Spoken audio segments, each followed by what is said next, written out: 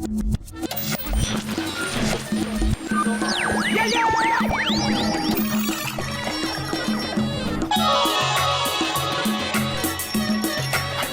en vecka röstar Kalifornien om att legalisera marijuana. All of a sudden we're talking about being broke and being stoned.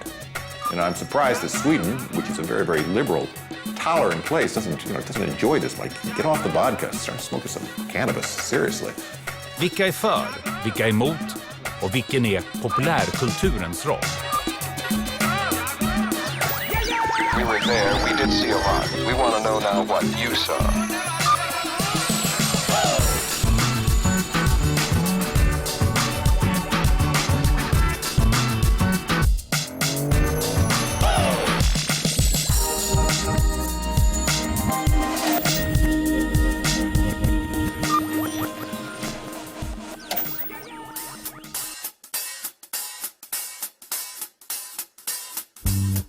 Kids, don't try to get home. Leave your parents' smoke alone. Yeah. Talking about the green. Indoor, outdoor, same green. I love the weed. I början av november så ska det vara omröstning här i Kalifornien om man ska legalisera den här plantan, marijuana. Det är en marijuanaodling i Kalifornien där man odlar för medicinskt bruk, vilket redan är tillåtet. Men om den här omröstningen går igenom så ska det bli tillåtet på bred front att odla, bruka, missbruka marijuana. Nu kommer det här ganska så intressant till eftersom de senaste 5 åren skulle man kunna säga så har marijuana och cannabis blivit allt synligare i både tv, film och i musik. Och frågan är om det har någonting med själva omröstningen att göra. All right, this is Red Studios in Hollywood, the heart of Hollywood, and over here is stage 8, where we have the sets being built for the new season of Weeds. I'm heading over to Building D, which is the central headquarters of Weeds, where the writers and producers work. Here you can see our Weeds posters from different seasons. Oh, this is from season 1, I think. In season 1, there was no marijuana leaf on the Weeds logo, and now there's a marijuana leaf on the Weeds logo. So we've changed popular culture, maybe, do you think? Or do you think popular culture changed us? Which is the truth? Marijuana, you're the devil in disguise. Reefer Madness från 1936 är den klassiska antidrogfilmen. Cannabisrökande leder till mord, självmord och galenskap. Långt från den bild man får i Easy Rider. This is grass. You mean marijuana? Och här någonstans börjar uppluckringen av amerikanernas attityd till marijuana. Sen gör komikerna Cheech and Chong och deras Maya-humor succé. Och en ung Sean Penn gjorde ständigt pårökta men gullige Jeff Spicoli till marijuanarökarnas första filmhjälte.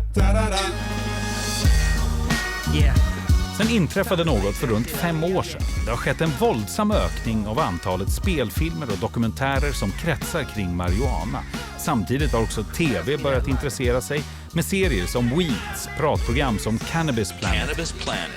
Och nu planeras också den första dokusåpan med Maya-tema. This is some serious. California's Proposition 19 has sparked heated debates over the legalization of marijuana since the measure was introduced in March. The statewide initiative in the Golden State that would legalize the use of small quantities of marijuana by adults for any reason whatsoever is apparently gaining traction among likely voters. I would say marijuana and sex are very similar in their placement in popular culture, in that we have in our official culture have some very, very old-fashioned ideas about both of these things. Yet at the same time, in our actual behavior, we have very much broken those old ideas. And I think popular culture is a way you negotiate that incredible hypocrisy. And the U.S. is nothing but, I mean, hypocrisy may be one of the, if you could have to describe it in one word, that wouldn't be a bad word to choose. I suppose you could talk about freedom and independence, and those would be good ones as well. But hypocrisy should be on that list. The following program is brought to you in living color. We're just like other people. We love to sing, we love to dance. We're human, and sometimes very human.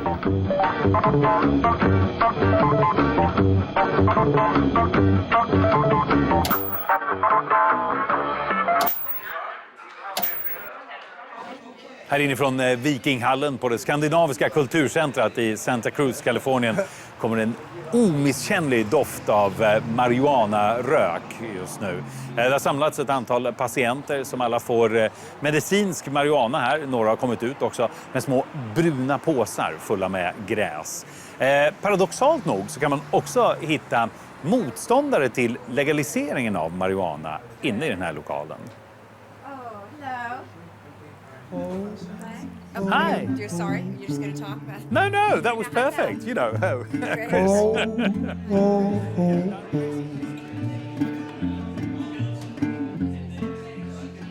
Det är veckomöte hos WAM, Women's Association for Medical Marijuana, alltså kvinnoföreningen för medicinsk marijuana i Santa Cruz i Kalifornien. I centrum för välgörenhetsorganisationen står Valerie Leveroni Corral. Hon och hennes kvinnliga kollegor odlar och fördelar medicinsk marijuana mot recept till medlemmarna i föreningen. De flesta här på mötet är cancerpatienter utan sjukförsäkring som till följd av sin sjukdom förlorat jobbet och som följd av det blivit hemlösa. Ingen av dem har råd med dyra mediciner och Valerie Corral erbjuder dem ett smärtstillande och billigt alternativ.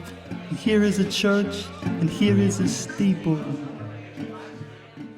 So we have to talk and want to talk tonight about WAM Fest and a couple Ikväll of planerar man WAM Fest, en festival som ger pengar och uppmärksamhet till föreningen.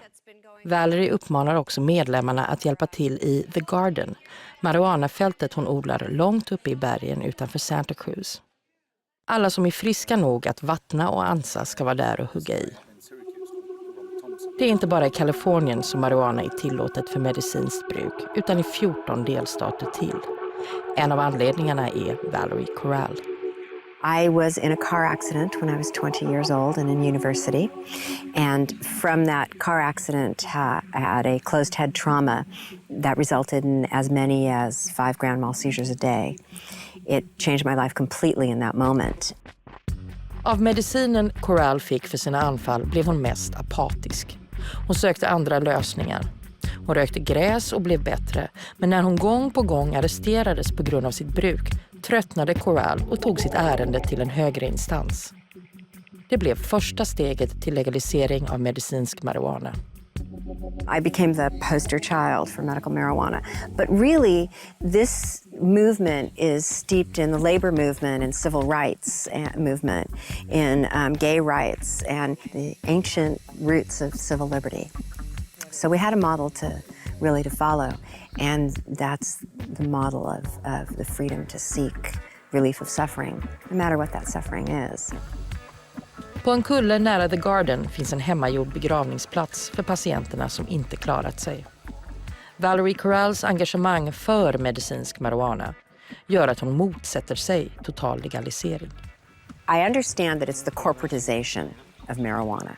It creates a very good avenue for the millionaires to become mega millionaires. It's fine with me that they do that. The problem that I see is what people who are seriously ill may lose. The protection for patients should have been written into this law. That's my issue with it. Idag är medicinsk marijuana så vanligt förekommande i Kalifornien att gräsrökartidningen nummer 1, High Times, konstruerat en populär iPhone-app som talar om för dig var närmaste dispensary, alltså marijuana-apotek, ligger.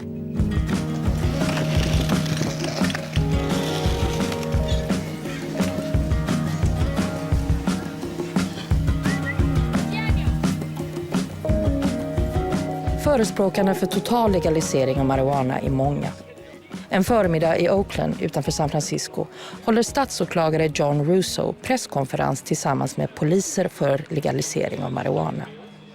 Like prohibition of alcohol in the last century, marijuana prohibition has done little to effectively stop the sale and use of marijuana in our state. And like prohibition 80 years ago, it has empowered vast sociopathic criminal enterprises that control the market for marijuana with terror and violence.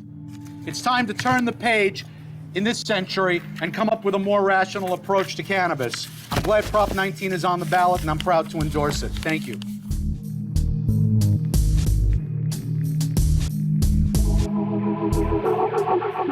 Tom Amiano representerar San Franciscos berömda Castro-distrikt i Kaliforniens lagstiftande församling.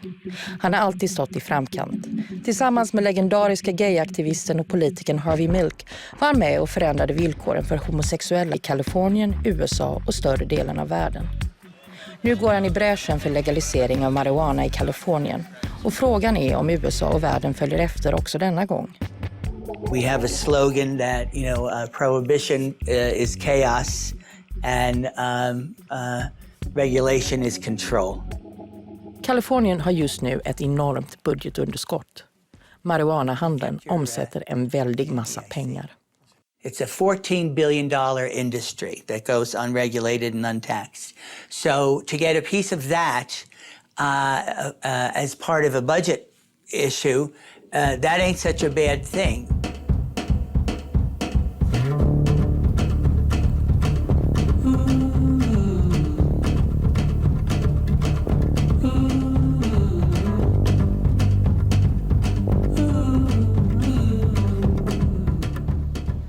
Vilka är då emot legalisering? En mycket aktiv motståndare hittar vi i Alexandra Datig, företagskonsult och politisk aktivist. I think Proposition 19 is a really bad idea. I find it really an outrage that this is even an issue in the state of California, where we were 2 years ago talking about solar panels, electric cars, moving forward with environmental, protecting the environment and creating green jobs, and all of a sudden we're talking about being broke and being stoned. So, and fixing the budget problem with a drug that causes a mind-altering state. 5, 4. What comes after 4? 2. Keep concentrating. Just relax. Som före detta prostituerad hos Hollywoods skandalomsusade bordellmamma Heidi Fleiss och med många tunga år som narkoman bakom sig talar Datig mot marijuana av egen erfarenhet. I'm recovering from addiction myself. I am almost 12 years sober. I'm 11 years, 9 months now. But when I came to America, when I was 15 years old, I came here from Switzerland. I was raised in a town with a less than 1% crime rate, and never saw a drug before in my life until I came to America. And when I did, I went to high school on Catalina Island, which is where we moved. And every kid in my school either had drugs, was on them, or knew where to get them. And that was new for me. So I decided to pick up because I didn't feel like I was going to fit in. I didn't want to be the wimpy kid that didn't do drugs. Datig anser att marijuana är en inkörsport till starkare droger. En av anledningarna till att Datig är emot legalisering är att om det skulle leda till tyngre beroende så finns det ingen hjälp. Alexandra Datig är dessutom tvärsäker på att Hollywood har ett stort ansvar för amerikaners generella drogmissbruk. I learned how to smoke cigarettes from Paper Moon, where Tatum O'Neal's 12 years old smoking cigarettes. Children study behavior. You could see a ton of movies about drug addicts. These movies all show us the mess and insanity of addiction, but they never show us what it's like when the addiction stops and what it's like for somebody to get sober, stay sober, rebuild their life, and start helping others. That part is usually about 5 minutes long at the end of the movie.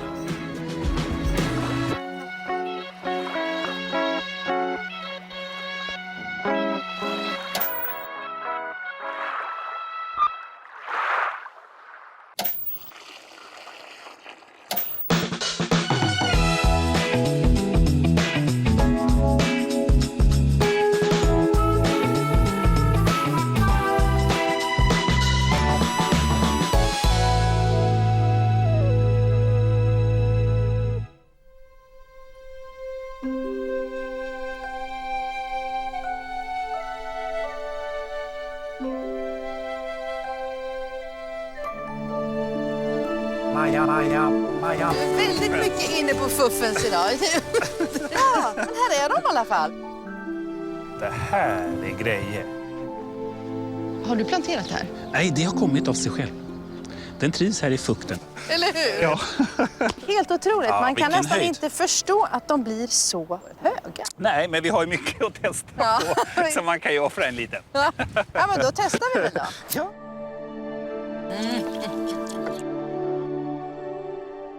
Before you slip into unconsciousness.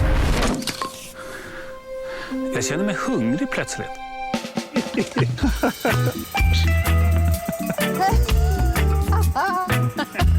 Och här är nästa grönsak. Och när man går här och det bara surrar kring huvudet, det är otroligt häftig känsla faktiskt. Åh, herregud. Du ser. Juice. Och jag kan säga att jag är hungrig, så att kan jag få... Ja, du kan få smaka här. Oh.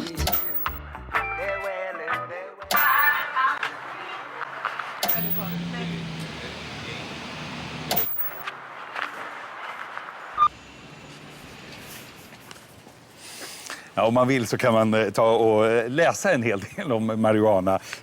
Spännande, roliga artiklar, eller jag vet inte vad riktigt. Weed World har man till exempel. Får bara köpas av de som är över 18.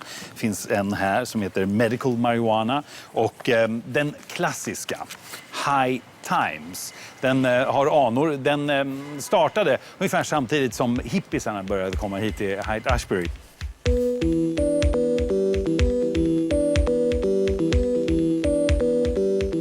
High Times började som en parodi på herrtidningen Playboy. Men istället för en utvikningsbrud på mittuppslaget fick man en bild på marijuana. Idag fungerar tidningen mer som en guide i marijuana-djungeln. High Times testar inte bara gräs utan också pipor, växthus, papper. Allt möjligt kan ligga och skräpa på redaktionen. High Times magazine is considered the Bible of the counterculture. We have been in business for 37 years. We published this issue a year and a half ago. Most magazines don't last 35 years. Ours has, primarily because we've been stayed true to our mission and the fact that people really do like cannabis. Vi träffar chefredaktören Dan Sky på High Times mycket hemliga redaktion någonstans på Manhattan. I cleared this with the publisher. All right. Oh, he's still filming me. All right. But you're going to have to turn off as we walk through the lobby here, all right? Can you turn? Okay, hold on one second. Mary, is it okay if they can film this, just this wall? That's okay. Not even that, okay. I mean, I'd really prefer, I really prefer you didn't. Yeah, okay. It's really that way. I New York, liksom i de flesta andra delstater, är det olagligt både att röka och inneha saker som kan kopplas till marijuanabruk. Men att skriva om gräs faller under pressfriheten. Bilder är en viktig del av High Times. Kända författare har bidragit med texter. Namn som Charles Bukowski, William S. Burroughs, Truman Capote, Hunter S. Thompson och Andy Warhol. It started under this motto, do whatever the hell you want and don't let anybody else stop you. Now, of course, there are a couple of provisions to that. Be responsible.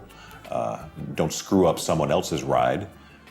But basically, that's what High Times is about, is a celebration of freedom. You can see all of our issues that go back 37 years here. These are some of the issues that have been, kind of key in our history. And these are some of our earliest issues right here. This is back 1974, 76. How about this? The goddess Kali, right here. It's got a beer, it's got dice, it's got leather, sex, and mushrooms.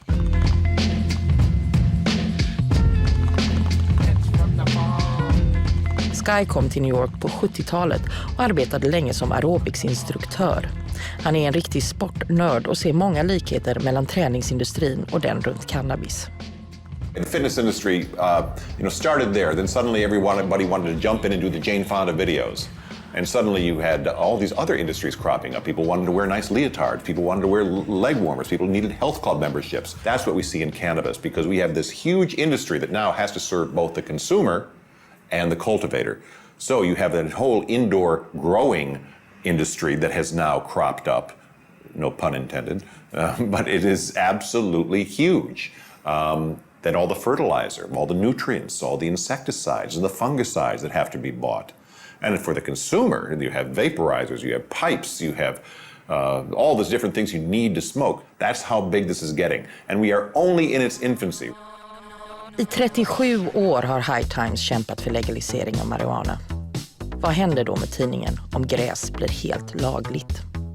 Is there a counterculture anymore? I mean, the counterculture moves so fast. I mean, all of a sudden counterculture becomes mainstream in an instant with Facebook and MySpace and Twitter. Everybody knows what everybody's doing, you know?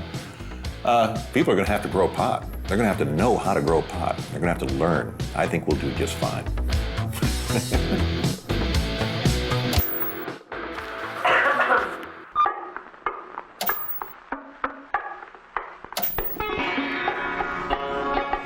They are a part of the wave of the future.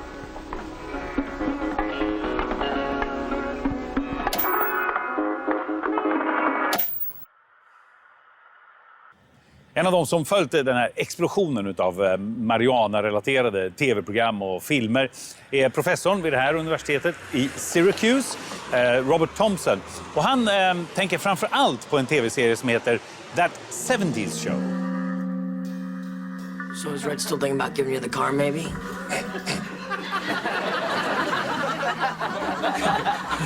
Even if we do get it, we're gonna need some serious gas money, because the cruiser's a boat. I know it's a boat. This whole gas shortage bites. Who's getting a boat? I have to say, when I first saw the first episode of that 70s shows, I thought, wow, how did they get away with that? Isn't there going to be a huge whatever? And it became normal behavior for the main characters of a sitcom.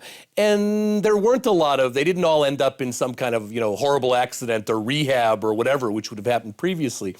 And I think that show, because it consistently went week after week after week, really did have a sense of decriminalizing it in the minds of how we see it by making it not always associated with back alleys and people tying off their veins and arms and all the rest. I'm high, I'm believing.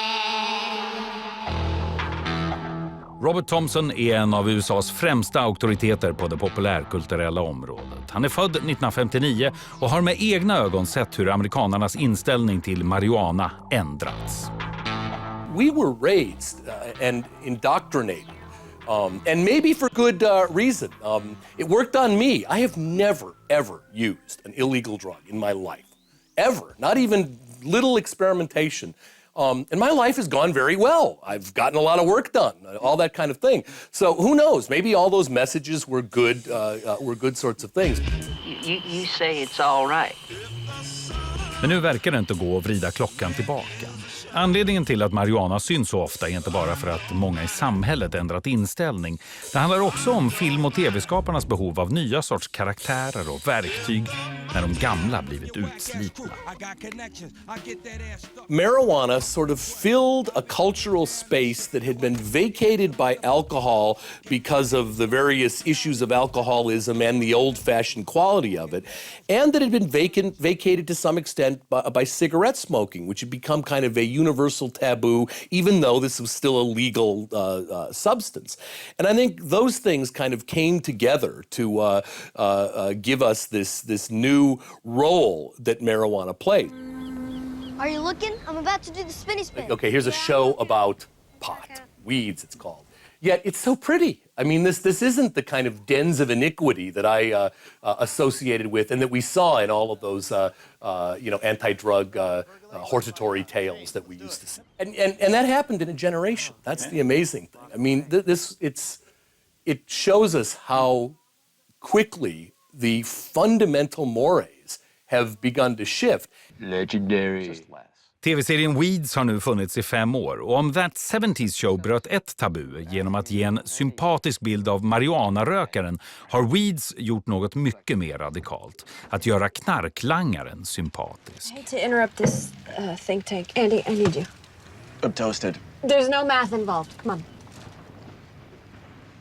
With weeds, we get into a situation where not only are we now beginning to explore the use of marijuana, we're beginning to explore its distribution, its growing, it's part of an industry.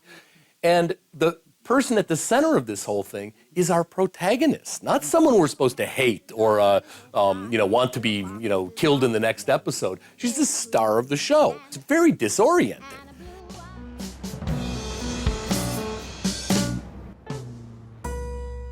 These are some of our little marijuana plants that we used on the show. These are created from silk, and a company in Florida made them specially for us, and it was the biggest order of fake marijuana plants that they'd ever had.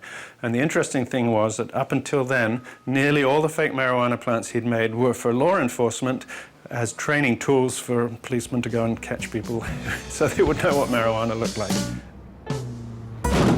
Aggressive! Shit, Majestic Police! You really gotta clear out now. The fire's up the block and it's moving fast. Holy shit. Mark Burley tror att Weeds succé bygger på att man ställer normala värderingar på huvudet. The boy's asleep.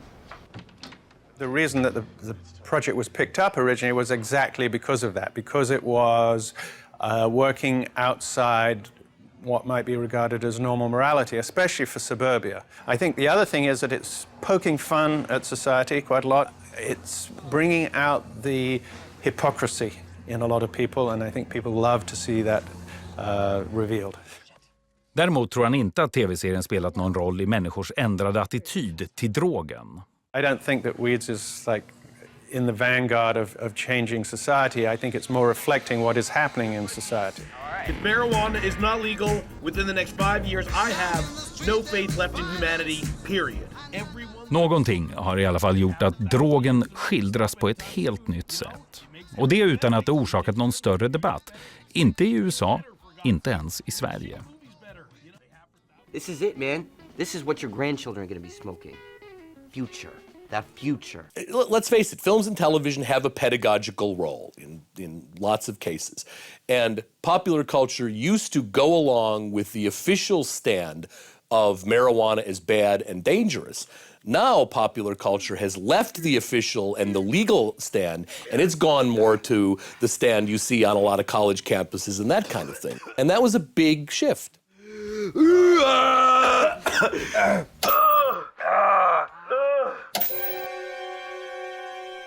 There are practically no happy endings when you fool with drugs.